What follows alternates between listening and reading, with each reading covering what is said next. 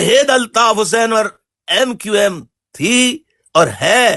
الطاف حسین نے پاکستان میں پہلی مرتبہ بتایا کہ پاکستان میں اصل حکومت کسی کی بھی نہیں ہوتی، اصل حکومت فوج کی ہوتی ہے، فوج کے سربراہ کی ہوتی ہے، اس کے ساتھیوں کی، کور کمانڈرز کی، اس کے سربراہ چیف آف آرمی اسٹاف کی ہوتی ہے.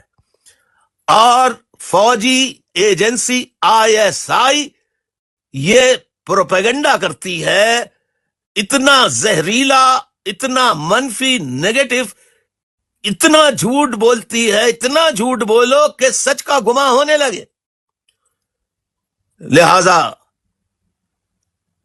ایم کیو ایم پر جو بہتان، یہ شہباز گل ہوں، شہزاد اکبر ہوں، وجاہت سعید خان ہوں، صابر شاکر ہوں،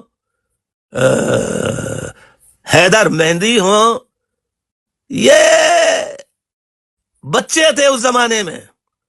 یہ اس زمانے میں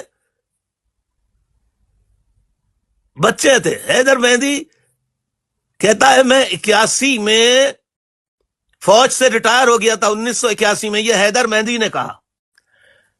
اور الطاف حسین کہتا ہے کہ 91-92 میں، ہاں یہ حیدر مہندی شریک تھا فوجی آپریشن میں. تو کہنے لگا کہ میں تو 91 تک میں کراچی میں رہا ہوں. ارے بھائی تو رہا ہے تو ایکس آرمی آفیسر کی حیثیت سے رہا ہے نا.